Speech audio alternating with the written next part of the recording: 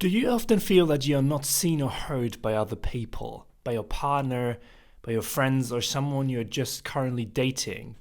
And you don't know why, because your parents were always there for you. At least this is what you think.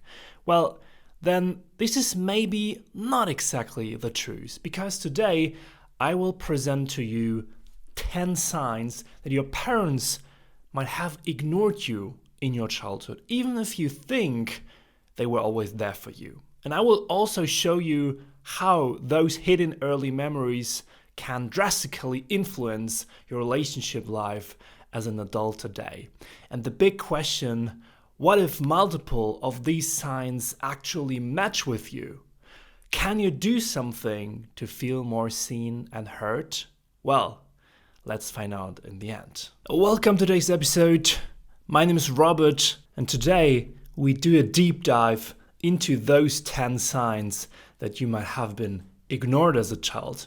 And first of all, if I look a bit sweaty already, today is, I think, the absolute hottest day of the year here in Germany where I'm recording. I think it's 10:30 in the morning and we already have 30 degrees Celsius. So I'm already sweating here, and it's always really intense to record such long episodes. So I try to do my best today, but if it's not working out, you know why. Well, let's start with the most fundamental question here.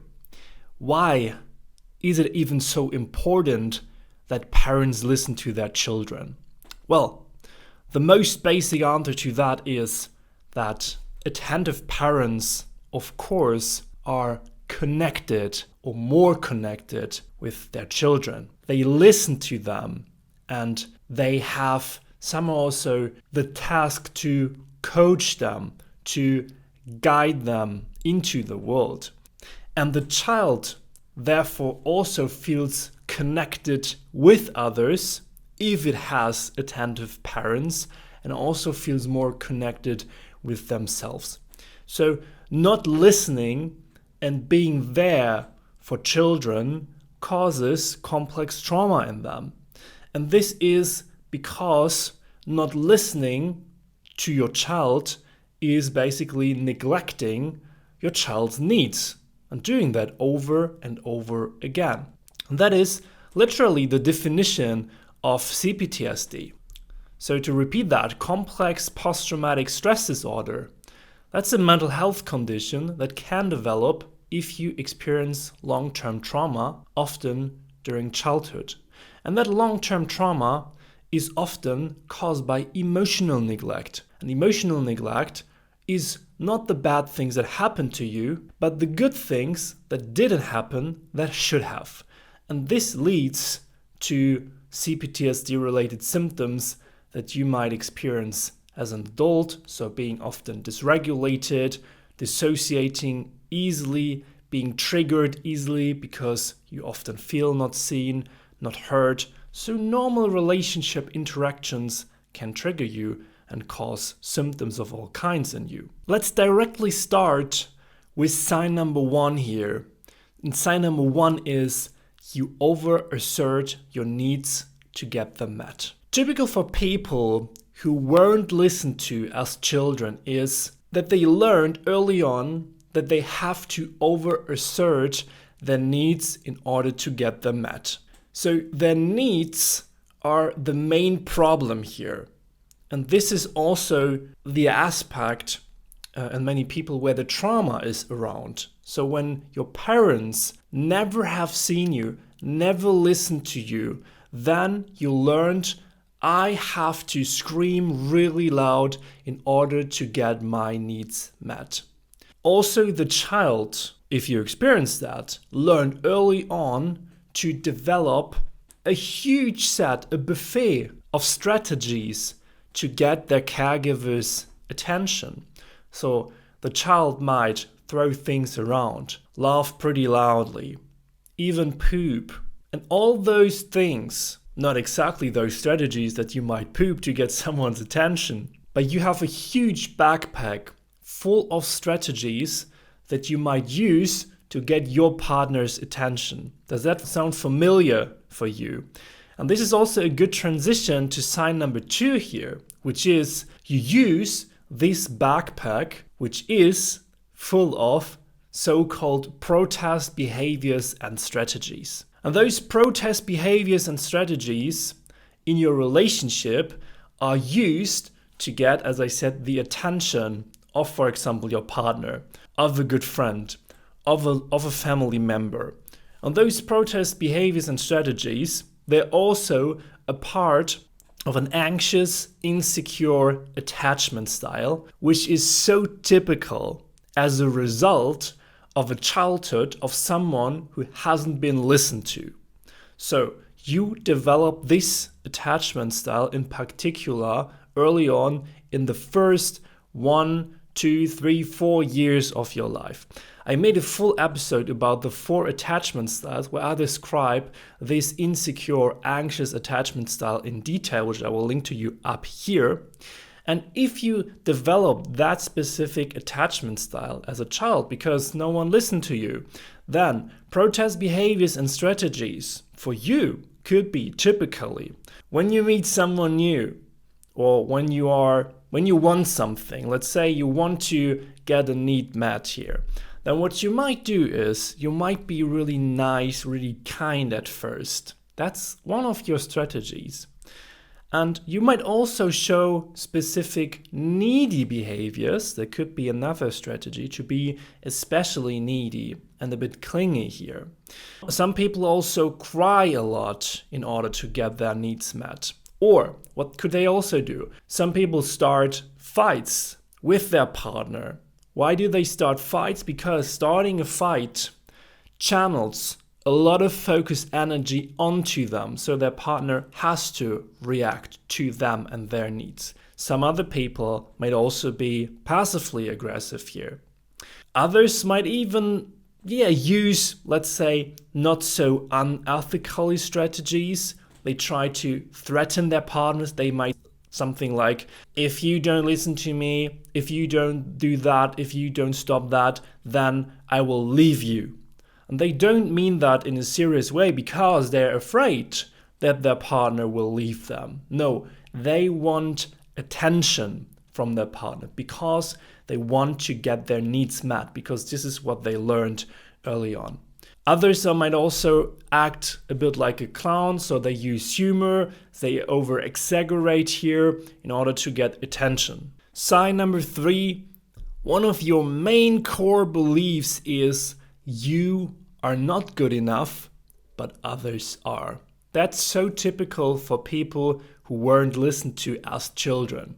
Now, if you were, or if you are one of those human beings, then you might have developed that core belief as a child already. You're not good enough, but others are. So that is something that you might think about your partner. So you might think, well, I'm not good enough, but you are good enough. So please take care of me and please fill this hole within me. What they do when they have this core belief, those people create obviously a form of emotional dependence in your relationship with that other person, with your partner, with the person you might date, because you need the other person to get your needs met, because you didn't learn that to meet your own needs. And this leads to sign number 4, that people who haven't been listened to as children, they often are codependent in their relationships. Being codependent means that you're kind of addicted to your partner, to the person you're dating. And it's obviously the case that we are all somehow dependent, or not addicted, but we are somehow dependent and connected, obviously, with our partners. That's a normal thing. This is what a healthy relationship builds on. But codependency is a bit more intense. Codependency is something that is not healthy. That's more like an addicted connection to that person, that you put the other person on a pedestal. So you emotionally make yourself dependent to that person. And we already talked about codependency in a full episode, which I will link to you up here. And codependency looks, for example, like this. I created a metaphor because I think it's a really good image here to visualize how codependency actually looks like in a simplified way. And imagine codependency like this. There is a puzzle. And when you're codependent, there is always this hole within yourself. There is this hole that you can't explain, but that you want to fill with something from the outside. And usually this hole consists out of emptiness, a loss of your own identity, deep sensations of shame here. And what you long for so much are things like love, validation, strategies you use here are masking, for example, because you hide specific parts of yourself. And you try to bring these things in from the outside, to bring in love from the outside, to bring in attention from the outside, to bring in validation from the outside, to fill this hole within yourself. But what you don't see is that it's a black hole and that it can't be filled with things from the outside, but you have to fill it for yourself from the inside. And that's the actual solution here. If you appear to be codependent as a result of a childhood with caregivers who weren't listened to you. Now, independence, and especially emotional independence, looks like this, that you have a puzzle, but all parts are already there. So you were able to find that last puzzle piece here, which is, by the way, a puzzle piece that's labeled, for example, with boundaries, which has the ability to express your emotions and needs here, which has aspects of self-love. And I'm not saying that this is easy. I struggle a lot with that as well. I am also not having the ability to constantly express my needs in a healthy way, to set healthy boundaries. I'm not always feeling the self-love. So I also have my codependent days, as you might have, because this is a result of this early childhood. But we can definitely work on that. We can work, if we know those things, we can work to set better boundaries, to express our emotions and needs in a more healthy way, and to find to more self-love. It's a lifelong path, but as we know those things, as we bring them up to light, we have the ability to find a way out of them. And then we have sign number 5. That's typical. That's so typical for people who weren't listened to as children. You can't be alone. Maybe you have that. Does that sound familiar to you? Well, people who were ignored as children, they hate it. They really hate it to be alone. And when they're single, they're always kind of on the hunt. What they do is they look for new partners really quickly. What they also do, when they meet a potential partner, maybe they don't even know if it's a great match, but what they do is they usually tend to rush through the infatuation phase and try to lock the other person in their lives as soon as possible. When their current relationships crumbles, when they are within a relationship or they are dating someone, doesn't matter how long, maybe they're dating someone for a couple months, couple weeks, couple days, maybe they're in a relationship with someone for a couple years and this relationship starts to crumble. What do? When they feel that, when they sense that it's crumbling and they know they have difficulties to fix that, and there might be a lot of shame around that as well, then they can't really hold this state. It feels so uncomfortable, so unbearable to them that they already start to look for someone new. Why do they do that? Because it creates a sense of safety for them. For example, I don't really do that. Whenever I was in a relationship and it started to crumble, then I was never looking for someone new. Because I am not on that spectrum, I'm more on the avoidant attachment style spectrum. And that means that I'm happy when I'm alone.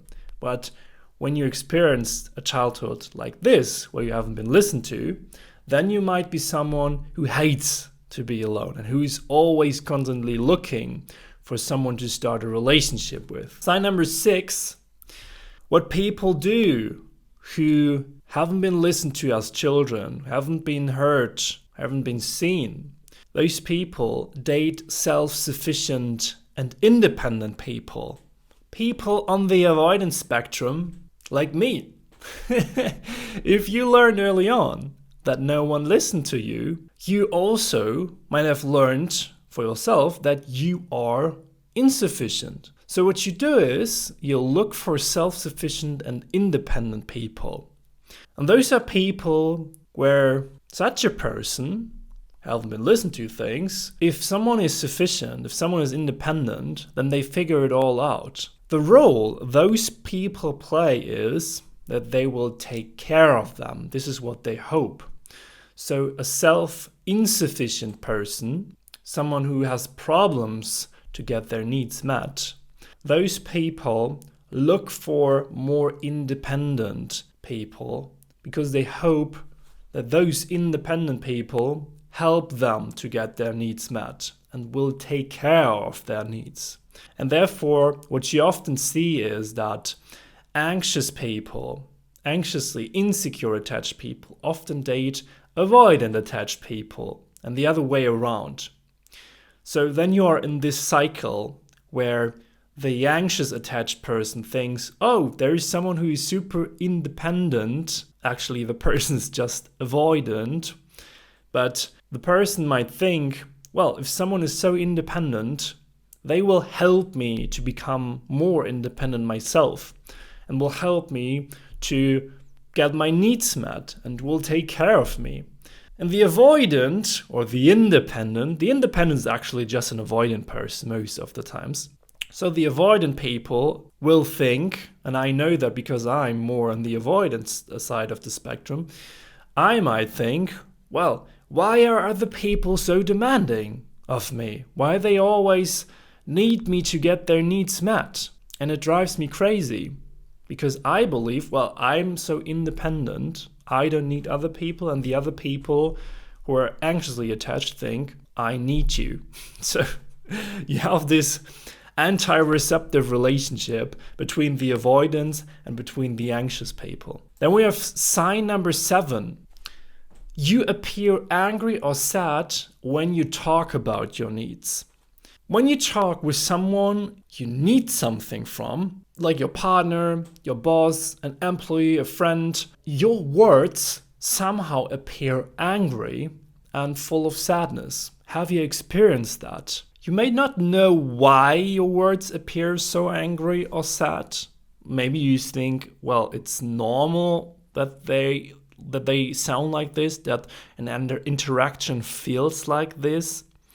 But if you express yourself, if you try to get your needs met and you get triggered and dysregulated and suddenly appear sad or angry, then this way you can actually become insecure in your interactions. If you do this for years, for decades now, you can in fact become someone who is hard to listen to. And this is because if you constantly try to communicate your needs, but at the same time feel shame doing that because you learn it this way, because you constantly feel angry or sad around communicating your needs, then you actually end up being someone who has difficulties communicating their needs and get them met. It's like a self-fulfilling prophecy here. Sign number 8 is also typical for people who haven't been listened to. You are people-pleasing. People-pleasing is on its own also just a protest behavior and strategy here. Because people-pleasing might have worked really well when you were young. Why did it work so well? Maybe you were always more seen and more listened to if you were mommy's boy or mommy's girl, for example. If you just did what other people expected from you. If you just did those things that others wanted from you, this leads to a feeling of that you're more safe around others because you get the feedback that the others are happy with you and therefore are more willing to help you to get your needs met. But this way, if you do people pleasing to get your needs met, you also at the same time, because it comes with huge costs, you also didn't learn to communicate your own emotions and needs. What you do is you try to meet the other person's emotions and needs, but you don't really communicate what you actually need. Now, the result of that is that you are manipulating for a positive outcome here by showing how nice you are, for example, by asking the other person questions, by trying to fulfill every single wish of the other person. And the truth about people pleasing, I think I will do an episode about that in the future as well, but the truth is that this behavior might work at the short term, but on the long run, it also gives the other person weird feelings. Because when you constantly try to fulfill all the wishes of the other person and try to be this super nice and kind person, the other person will think, well, wait a minute, this can't be real because no one is like this. Why does this person does not have their own needs? So it's weird because it doesn't work that way. And this is what the other person will recognize on the short or long run. Sign number 9, you struggle with group dynamics. Why is that a typical sign for people who haven't been listened to as children? Group dynamics are difficult for many people, first of all. Introverts, for example, they prefer single interactions or calm meetups over hectic group dynamics. People with autism, for example, they struggle in group dynamics because they have problems interpreting social cues. Also, highly sensitive people sometimes have difficulties in social groups, while a majority of HSPs is also introvert, so that makes sense. But it can be over-arousing. So the bigger the group, the more people there are, the more it feels overstimulating to groups of people who have a sensory processing sensitivity or a really sensitive nervous system after all. Well, what I mean here is, by that sign number 9, is that people who weren't listened to as children often feel overlooked in groups. They don't know when it's their turn. And that's the point. They also can get emotionally dysregulated in groups.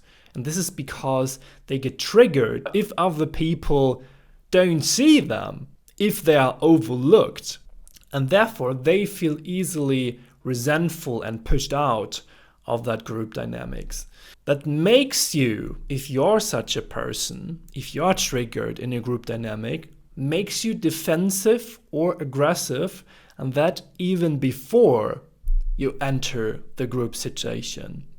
And it also makes you hating groups, some scenarios, or not feeling safe around other people in groups in general. Sign number 10, last but not least, you have various challenges in your communication style. And I summed up all those various challenges that I found. First thing is that you fill silence with words. Why do you do that? If you haven't been listened to, you do that because you're afraid that the other person might leave you if you don't continue talking. So if you do a pause, really pause in a conversation, that makes you feel uncomfortable in a really weird way. There's also a fear of abandonment here, because what you are is you're dependent, as I said, on the other person. So you're afraid to cut that connection. And if you don't talk, you are, in fact, cutting that connection. Also, what you do, another communication behavior is that you talk really fast sometimes. So you do that because you don't want to take too much of the other person's time. Another thing you might do is that you over-explain yourself because you are so scared that the other person could not understand you or could not help you. For example, if you need the other person to help you. This could be the case if you, for example, you feel dysregulated or you feel that you're having a panic attack and you talk a lot about that panic feeling that you might have sometimes because you really want that the other person understands you and really knows that it's a difficult and a threatful situation for you if you experience such panic attacks or flashbacks. What the other person might see if you do that, the other person might see you as a hypochondriac because you make and explain the situation overly dramatic. Again, because you're afraid that the other person is not seeing you, is not understanding you, and understanding you in those difficult situations. Another challenge in your communication might be over self-disclosure. So that means that you tell people too much about yourself too soon. Or you might tell people too much about you at an inappropriate time. Let's say someone tells you that their dog died, and instead of listening empathically, you also share a long story about how your own dog died. And I know that you try to be understanding that way, but you're actually not. You actually tell something about yourself instead of listening to the other person. Now, if you now listen to all of these 10 signs, let's talk about solutions here. So, what can you do if you think that no one listened to you as a child, or that even no one still listens to you as an adult? If you often feel and felt overlooked and not seen, not heard by your partner, by others. Maybe if you haven't been listened to for decades, then your identity even became someone's who is really hard to listen to. Well, if that's the case, then first of all, you have to understand that it will feel weird to you if finally someone really listens to you. Because if you have never experienced that, that seems so unfamiliar to you.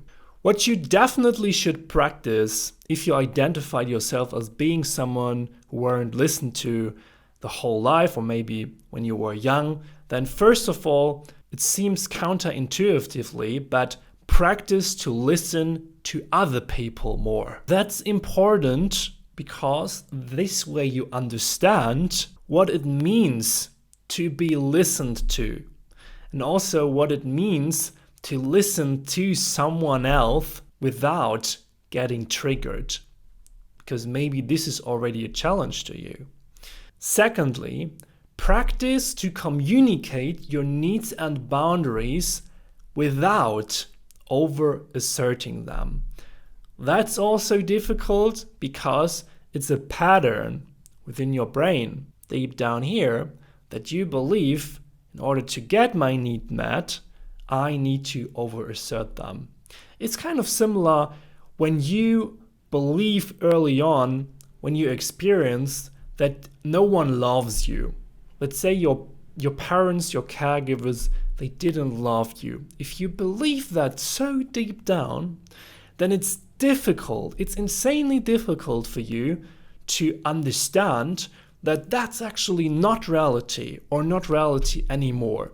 So try to practice that in small steps to communicate your needs and boundaries precisely, but not overly exaggerated. Try to see what happens if you just say, I need that. Isn't that enough? What's the feedback of the other person? What's the feedback of your partner? Do you really need to over-assert them? Because if the other person is not reacting that way that you want, and your needs are still not met, then you can repeat that. See if something changes now. And the third thing is to learn and to trust and rely on yourself more. This is a big thing for people who are anxiously and insecure attached. They didn't learn that they also have the ability to get their needs met by themselves. This is what I, for example, as an avoidant have learned too much, because I always learned one-man army always wins. Okay, I can't rely on anyone. I need to do everything to get my needs met 100% on my own. That's also not the ideal solution.